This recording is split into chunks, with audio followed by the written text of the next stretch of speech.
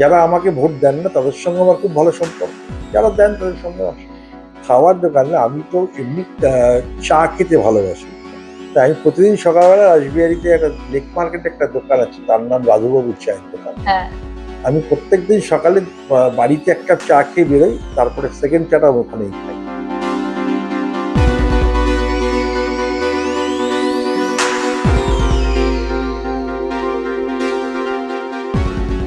নমস্কার, আপনারা দেখছেন কিউ ইন্ডিয়া বাংলা আর আপনাদের সঙ্গে রয়েছি আমি মৌমিতা। আজকে আমাদের সঙ্গে এমন একজন মানুষ রয়েছেন যার আলাদা করে পরিচয় দেওয়ার কোনো দরকার নেই। দক্ষিণ কলকাতার রাসবিহারীতে তৃণমূলের হয়ে যিনি এবার দাঁড়িয়েছেন, অতি অভিজ্ঞ এবং পরিচিত মুখ দেবাশিস কুমার, তিনি আজকে আমাদের সঙ্গে রয়েছেন। নমস্কার দাদা, কিউ ইন্ডিয়া বাংলা পর্দায় আপনাকে স্বাগত। প্রথমে দাদা অনেক শুভেচ্ছা আপনাকে।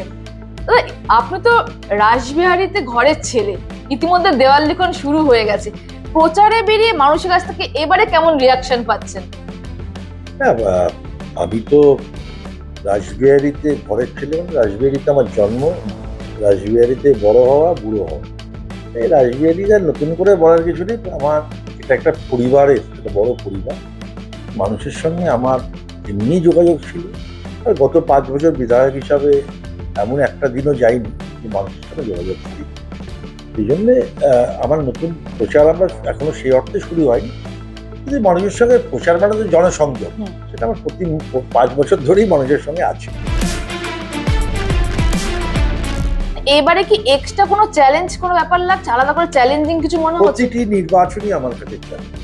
আমি নির্বাচনকে কখনো হালকাভাবে নিই না। আমার কাছে নির্বাচন একটা চ্যালেঞ্জ। সেটা পুরসভার নির্বাচনই হোক, সেটা বিধানসভা হোক, লোকসভা হোক, যে নির্বাচনই হোক, প্রত্যেকটা নির্বাচনে আমার কাছে অন্তত চ্যালেঞ্জ, এবং প্রত্যেকটা নির্বাচনে আমি এই চ্যালেঞ্জের মোকাবিলা করার জন্যই লড়াই করি। রাসবিহারী থেকে গড়িয়াহাট এই রাস্তাটা প্রচন্ড যানজট থাকে একটা, এইটা কোনো সমস্যার সমাধান করা যেতে পারে কি? যদি গড়িয়াহাটার গুরুত্ব কোনোদিন কমে যায় তাহলে কমে যাবে যানজট। গড়িয়াহাটার গুরুত্ব যতদিন থাকবে এই যানজট কিছু করার নেই, থাকবেই। এত মানুষ আসে, আমি এত বেশি ওখানে লোকের কমার্শিয়াল আউটলেট আছে অনেক। রাসবিহারীতে পুরোনো দিনের বাড়ি অনেক রয়েছে যেগুলোর অবস্থা অনেকটা খারাপ হয়ে গেছে, সেগুলো সংরক্ষণ বা সংস্কারের কোনো চেষ্টা চালাবেন কি? এগুলো সবই প্রাইভেট প্রপার্টি, এবং যেগুলো এরকম ভাবে আছে তার অধিকাংশই হয় মানে শরিকি বিবাদ, বা অনেক সময় দেখা যায় যে কেউ দেখার লোক নেই, যা হয় ছেলে মেয়ে বিদেশে থাকেন, এইসব কারণে অনেক বাড়ি ওখানে আছেন যেগুলো সংস্কারের প্রয়োজন আছে। রাসবিহারী এমন একটা জায়গা যেখানে ক্লাব, পাড়া, এই কালচারটা এখনো পর্যন্ত ধরে রাখা হয়েছে। তো আপনি নিজেও একজন ক্রীড়াপ্রেমী মানুষ, তো সেখানে রাসবিহারীতে কোথাও কি একটা মানে স্পোর্টস একাডেমি খোলার ব্যবস্থা করবেন কি? রাসবিহারীতে স্পোর্টস একাডেমি না হলেও প্রচুর ক্লাব আছে খেলাধুলার, এবং কলকাতা শহরে আমাদের অনেকগুলো বড় বড় ক্লাব, যেখানে কোথাও টেনিস হয়, কোথাও ব্যাডমিন্টন হয়, কোথাও সুইমিং হয়, কোথাও গলফ হয়। এই কলকাতা শহরে রাসবিহারী এমন একটা বিধানসভা যার একদিকে টালিগঞ্জ গলফ ক্লাব, যেখানে গলফ খেলা যায়, এরকম জায়গা আছে। আবার একদিকে রবীন্দ্র সরোবরে বিভিন্ন সুইমিং ক্লাব। এই মিলিয়ে রাসবিহারী বিধানসভা একটা বৈচিত্র্যময় জায়গা, এবং এখানে নেই এমন জায়গা কিছু নেই, সবই আছে। আপনি যেটা বললেন রবীন্দ্র সরোবর আপনার এর মধ্যেই পড়ে, তো এই রবীন্দ্র সরোবরকে কি আরো বেশি সুন্দর করে তোলার কোনো ব্যবস্থা করবেন? নিশ্চয়ই, আমরা তো অনেকটা সুন্দর এখন হয়েছে। সুন্দরের তো কোনো সংজ্ঞা শেষ বলে কিছু নেই। সুন্দর প্রতিদিন প্রতি মুহূর্তে বাড়তে চায়, নিশ্চয়ই আমাদের ধ্যান ধারণায় আছে আরো ভালো করে করা যায়। এই যখন প্রচারে বেরোচ্ছেন দাদা, আপনি মানুষের কাছ থেকে কিরকম ফিডব্যাক পাচ্ছেন এখন? মানুষ এবার মানে মানুষের ফিডব্যাক মানে আমি যদি এটা নতুন করে প্রচার কিছু না, আমায় ভোট দিন এই কথাটা বলার এখন আমি এখনো বলি, মানে আমি জানি না, কিন্তু মানুষের সঙ্গে আমার তো ভোটের সম্পর্ক নয়, দীর্ঘদিন ধরে এলাকার মানুষ হিসেবে তাদের সঙ্গে একটা পরিচয় আছে। যারা আমাকে ভোট দেন না তাদের সঙ্গে আমার খুব ভালো সম্পর্ক, যারা দেন তাদের সঙ্গে। রাসবিহারীর কিছু দোকানদার আমাদের মাধ্যমে আপনার কাছে একটা প্রশ্ন করতে বলেছে। আপনি রাসবিহারীতে বিভিন্ন জায়গায় ঘোরেন, সবচেয়ে ফেভারিট খাবার দোকান কোনটা আপনার? খাওয়ার দোকান না, আমি তো এমনি চা খেতে ভালোবাসি। তাই আমি প্রতিদিন সকালবেলা রাসবিহারীতে একটা লেক মার্কেটে একটা দোকান আছে, তার নাম রাজুবাবুর চায়ের দোকান। হ্যাঁ, আমি প্রত্যেকদিন সকালে বাড়িতে এক কাপ চা খেয়ে বেরোই, তারপরে সেকেন্ড চাটা আমি ওখানেই খাই। তো এটা আমার 365 দিন কলকাতা থাকলে এটাই দিই। কিছু কিছু মানুষ দাদা এরকম মানে অভিযোগ করছেন যে পুরোনো দিনের গাছ প্রমোটিং বা অন্য কিছু হওয়ার জন্য বড় বড় গাছ কেটে দেওয়া হচ্ছে। সেখানে এটা যারা বলেছেন একদম সঠিক কথা বলেছেন, কোনো ভুল কথা বলেননি। যে সমস্যা হচ্ছে, এটা শুধু রাসবিহারী বা কলকাতার সমস্যা নয়, সারা পৃথিবীর সমস্যা। এই নগরায়নের সঙ্গে পরিবেশের সামঞ্জস্য রক্ষা করাটা একটা বড় চ্যালেঞ্জ হয়ে গেছে। দেখুন, আমাদের ডেভেলপমেন্টও দরকার। যেভাবে জনসংখ্যা বাড়ছে, তাতে যে বাড়িটা একতলা ছিল সে বাড়িটাকে তিনতলা করতে হবে, নাহলে মানুষের থাকার জায়গা নেই। এবং পুরো এখন যা এক্সপানশন সব ভার্টিক্যাল হচ্ছে। সেখানে করতে গেলে, বাড়ি ভেঙে নতুন করে করতে গেলে এই ধরনের প্রচুর গাছপালা কাটতে হচ্ছে, যেটা সত্যি মানে এটা বাঞ্ছনীয় নয়।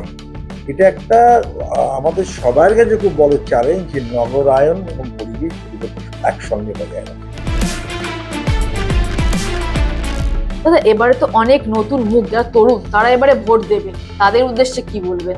আমার মনে হয় তরুণদের কাছে আমার একটাই, আমার অন্য কিছু না, সেটা হচ্ছে তৃণমূল কংগ্রেসকে ভোট দেবেন কি দেবেন না ওদের সিদ্ধান্ত। কিন্তু আমি বলবো বাংলাকে ভোট দিন, বাংলার সম্মান রক্ষা করার জন্য ভোট দিন, বাংলার অস্মিতাকে রক্ষা করুন। আজকে 474 জন বাইরে থেকে অফিসার এসে এই পশ্চিম বাংলায় নির্বাচনে। তাহলে কি বাংলার অফিসারদের উপরে, বাংলার যারা প্রশাসনে আছেন, পলিটিক্যাল পার্টির কথা বলছি, যারা সরকারি দল, তাদের কর্মচারীদের উপর যাদের আস্থা নেই, এটা তো বাংলার অসম্মান। আমার মনে হয় যে কে মত কোন দল আমি জানি না, আমি সবাইকে অনুরোধ করবো তৃণমূল কংগ্রেসকে পছন্দ না করতে পারে, রাসবিহারীতে প্রার্থী হিসেবে আমাকে নিয়ে পছন্দ না করতে পারে, কিন্তু বাংলাকে পছন্দ করুন, বাংলার সম্মান করুন। এই প্রসঙ্গে টেনে দাদা বলি, এসআইআর হয়েছে, অনেকের নাম এখনো পর্যন্ত আসেনি, তাতে একটা বেশিরভাগ মানুষ হয়তো এবারে ভোট দিতে পারবে না। সেখান থেকে কি বলবেন? এটা খুব দুর্ভাগ্যজনক। মানে এসআইআর এর নামে যোগ্য মানুষের ভোটাধিকার যদি হরণ করে নেওয়া হয়, আমার মনে হয় এর থেকে অপরাধ আর কিছু নেই। যারাই অপরাধ করছেন নিশ্চয়ই তার বিচার মানুষ করবে। শেষ প্রশ্ন করব, রাসবিহারী মানুষদের জন্য ভোটের উদ্দেশ্যে আপনি কি বলবেন? না, আমি আবার বলি, রাসবিহারী বিধানসভা এমন একটা বিধানসভা যেখানে শিক্ষিত মানুষের হার অনেক বেশি, সচেতন মানুষের সংখ্যা অনেক বেশি, এবং এখানে মিশ্র মানুষ, একদিকে বিত্তশালী বড় বড় অট্টালিকা, আবার একদিকে গরিব মানুষ বস্তিতে থাকেন, স্লামে থাকেন। সব মিলিয়ে এটা একটা খুব বৈচিত্র্যপূর্ণ একটা জায়গা।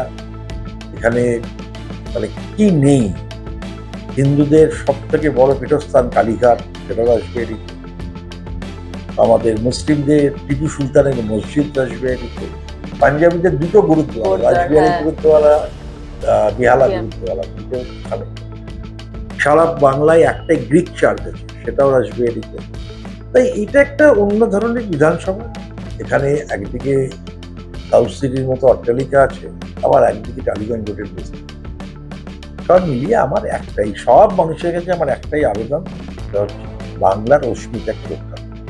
অনেক ধন্যবাদ দাদা আমাদের সময় দেওয়ার জন্য। নমস্কার।